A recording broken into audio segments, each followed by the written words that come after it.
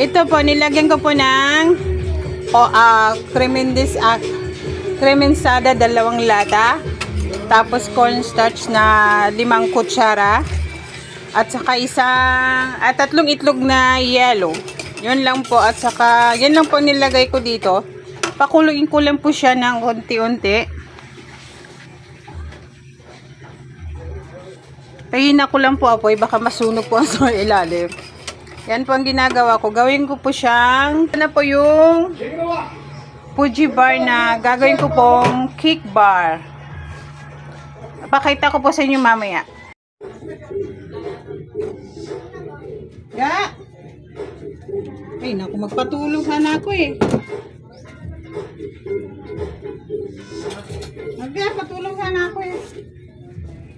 Hindi na po yung ginawa ko. Pinapatigas ko po siya konti. Makita.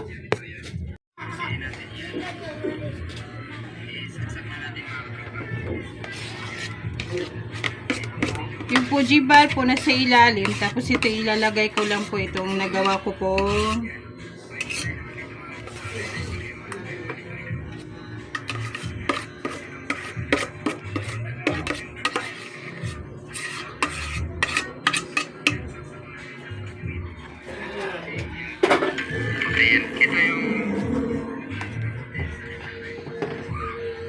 Ganyan ko lang po muna. Palamig ko lang po siya konti. Tapos lalagyan ko po sa babaw ng fruit cocktail po.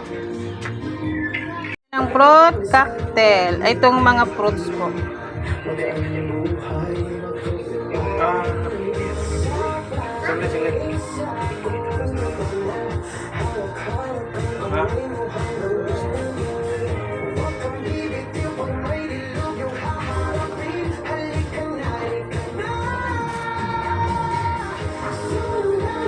Tapos ano ko po yan mamaya. Lagyan ko po siya ng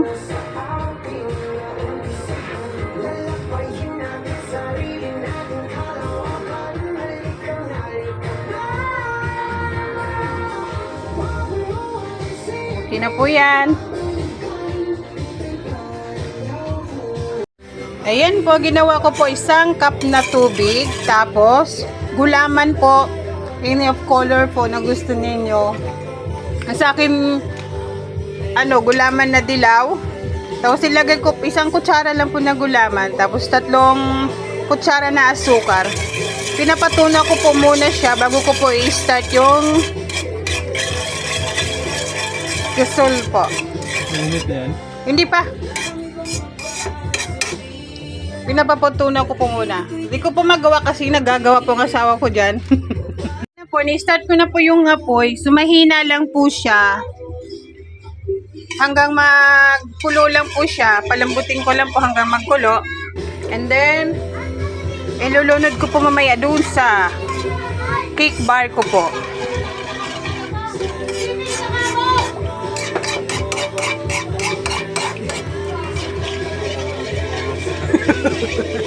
Madaming mainit na ulo ngayong araw na to ah. Kasi sa init ng panahon, tingnan nyo po panahon, mainit po. Kaya maraming effect na mainit ang ulo ngayon. Kuya, asawa ko mainit ang ulo. Kanina, ang init po ng ulo niya. Ayan pa po yung ginagawa ko. Hinihintay ko po siyang magkulo. Saka ko po ilulunod doon. Ayan na po, nagkukulo na po siya. So, papatayin ko na po siya. Papalamigin ko po muna. Tapos ilulagay ko po doon. I-cake gulaman po siya. Ay, ayan po. Papalamigin ko lang po siya ng mga ilang oras lang po. Thank you sa panonood. Maraming salamat and bye-bye. Luto ko na po yung chicken na pritong chicken ko lang po. Kasi gusto po ng 2 junakis ko. Susugba po sila ng yan po. Saka hito. Di ko po alam ano yung hito. Oo, ito. Ayan po.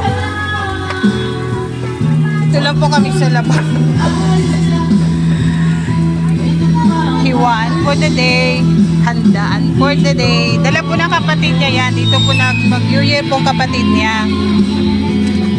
Hello po ulit. Nagluto po ako ng bihon. Ayan po.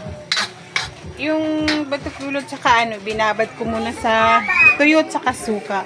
Tsaka tuyo pala tsaka kalamansi. Binabad ko muna.